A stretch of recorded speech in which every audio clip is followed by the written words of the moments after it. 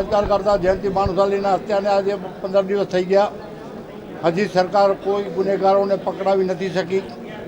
આ તંત્રમાં જયંતિ ભાનુશાલી જેવો કાર્યકર જો મરી જતો અને એને ખૂન કરવામાં આવતો અને કોઈ એને સગડ પણ ન મળતા હોય તો 15 દિવસે આ દુઃખદ રેલી કાઢવી પડી છે. હવે મને લાગે છે કે જો આમાં કાંઈ આગળ ન થાય તો ગમે તેવા પગલાં ભરતા અમે નહીં અટકાવીશું. કચ્છની પ્રજા અમારી સાથે છે અને જે કંઈ આગળ જવાનું થશે એ અમે કરશું અને કાયદાકીય આ ગુનેગારોને અમે મૂકશું નહીં. સરકાર ગમે તે કરે પણ કાયદો છે અને કાયદાની રીતે જે કરવું પડશે અમે કરશું.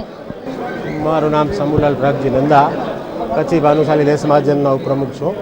આજે કચ્છી ભાનુશાલી દેશ મહાજનના નેજા હેઠળ જે અમારા જ્ઞાતિના અગ્રણી જયંતિભાઈ ભાનુશાળીની હત્યા થઈ છે એનામાં તપાસમાં જે ઢીલ થઈ રહી છે એ બાબતે આવેદનપત્ર આપવા માટે અમે આ રેલીનું આયોજન કરેલ છે. અને એ રેલીમાં આજે અમને તમામ સમાજો તરફથી સંપૂર્ણ સહકાર મળેલ છે. કચ્છી જનતા તરફથી સારો સહકાર મળેલ છે.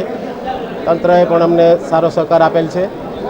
અમારી માગણી એટલી જ છે કે અત્યારે જે આટલા મોટા માણસનું જો આ રીતે ખૂન થઈ જતું હોય અને એની કોઈ બહાર ન મળતી હોય, અત્યાર સુધીમાં કંઈ જાહેરાત ન થતી હોય તો સામાન્ય માનવીનું શું? તો એવા સંજોગોમાં જો સરકાર પૂરતું ધ્યાન આપે તો બરાબર છે, નહીંતર અમારે એનાથી પણ આગળ વધવું પડશે. અને હજી આ તો માત્ર રેલી શરૂઆત છે અમારી પગલાંની. ત્યાર પાછળના અમારા અલગ અલગ આયોજનો છે જ, પણ અમે એવી આશા રાખીએ કે સરકારશ્રી આ બાબતે જે રીતે શરૂઆતમાં ધ્યાન આપ્યું અને શરૂઆતમાં જે ઝડપથી કાર્યવાહી થઈ, જે અત્યારે છેલ્લા 6 દિવસોથી મંદ પડી ગયેલી છે અથવા ક્યાંય પણ કોઈ માહિતી નથી, તો એ બાબતે પાછી જાગૃત થશે અમારા આવેદનપત્રથી અને તાત્કાલિક સાચા ગુનેગારોને પકડશે અને ન્યાય મારફતે સજા અપાવશે એવી અમારી આશા છે. આ જે જયંતિભાઈ માજી ધારાસભ્ય અબડાસા એમનું જે આ હત્યા થઈ એના માટે અમે રજૂઆત માટે આવ્યા છીએ. કારણ કે એ બીજેપીમાં હતા, હું કોંગ્રેસમાં છું, એનાથી આ પક્ષ કોઈ નથી આવતો. એ કચ્છની એક ધાર્મિક વ્યક્તિ, તમામ જ્ઞાતિનો અવાજ સાંભળતા, તમામ જ્ઞાતિને હાડી મળીને હાલતા. જે તે વખતે ધારાસભ્ય હતા ત્યારે કોઈ હજ પડવા જતું હોય તો એનું સન્માન રોકે, નવરાત્રિમાં ગરબી જોતી હોય કોઈ ઠીક ન હોય તો એને ભરતી માટે 2000-5000 રૂપિયાનો ટેકો કરતા.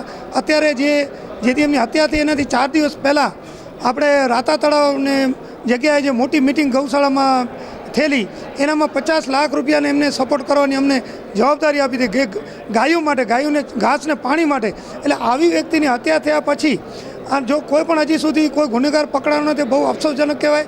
અને આપણે કચ્છનું પાછું જુઓ તો કચ્છની વ્યક્તિ કોઈ લેડીઝ હોય કે મોટી ઉંમરના અહીંયાથી ટ્રેનમાં બેસાડે અને સામે ફોન કરે કે ભાઈ તમે ઉતાર લેજો.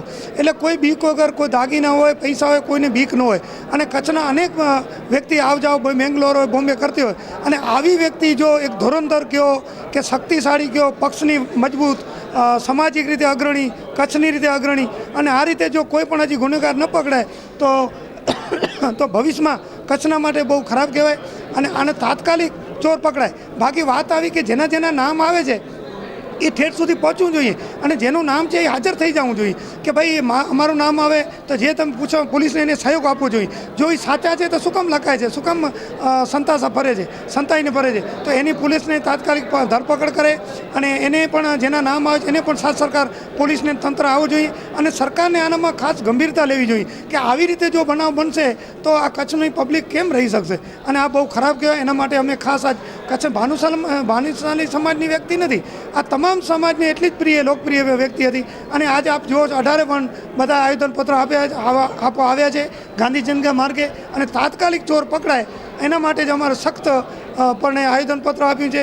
અને જો ભવિષ્યમાં આનો તાત્કાલિક નિર્ણય નહીં આવે તો ગાંધીચિંતા માર્ગે પછી ઉપવાસ ઉપર બેસવું પડે, કોઈ પણ કાર્ય ઘડવાનું અગાઉ પછી એનો પ્રોગ્રામ ઘડવામાં આવશે. સાહેબ, ભાનુશાલી જ્ઞાતિ અનેક જ્ઞાતિ દ્વારા આજે કલેક્ટરને આવેદનપત્ર આપવામાં આવ્યું હતું ત્યારે ગાંધીધામથી પધારે ડામજીભાઈને આપણે મળીએ જે શું છે. ડામજીભાઈ ભાનુશાલી, પ્રમુખ ગાંધીધામ ભાનુશાલી મહાજન અને સમસ્ત અમારી ટીમ સાથે આજે જ્યારે આ જયંતિભાઈની કરપીણ હત્યાને 15 દિવસ થઈ ગયા, હજી પણ પોલીસ તંત્ર અને સરકાર દ્વારા કોઈ પણ કારણસર ગુનેગારોને પકડવામાં નથી આવ્યા. અને પકડવામાં આવ્યા હોય તો હજી પણ કોઈ માહિતી નથી આપવામાં આવી. તેના વિરોધમાં સમસ્ત દેશ મહાજનની ટીમ સાથે આખા કચ્છ જિલ્લાના બધા જયંતિભાઈના જે બધા હિતેશીઓ હતા એ બધા જે ભેગા થઈ અને કલેક્ટરશ્રીને આવેદનપત્ર આપેલ છે. આ આવેદનપત્રમાં ત્વરિત જલ્દીમાં જે પણ ગુનેગાર હોય, કોઈ રાજકીય હત્યા હોય કે કોઈ પણ રીતે હત્યા થઈ હોય, તે રાજકીય ગુનેગાર હોય તો એને પણ છાવરવા નહીં અને એ જલ્દીમાં જલ્દી આ પ્રશ્નનો નિવેડો આવે એ પ્રમાણે કલેક્ટરને આવેદનપત્ર આપેલું છે. હજી પણ જો સરકાર અને તંત્ર નહીં જાગે તો આગળની કાર્યવાહી માટે પણ બધા દરવાજા ખુલ્લા છે. ભવિષ્યમાં સીએમ સાથે, ગૃહમંત્રી સાથે પણ સમસ્ત સમાજ કચ્છ જિલ્લાની મિટિંગ થવાની છે અને જો આ પણ હજી પણ નિવેડો નહીં આવે તો પીએમ મુખ્યમંત્રી નરેન્દ્રભાઈ મોદી સાથે દિલ્હીમાં પણ અમે ભાલુશાલી સમાજ અને સમસ્ત સમાજ સાથે અમે 100% ત્યાં રજૂઆત કરવા જશું.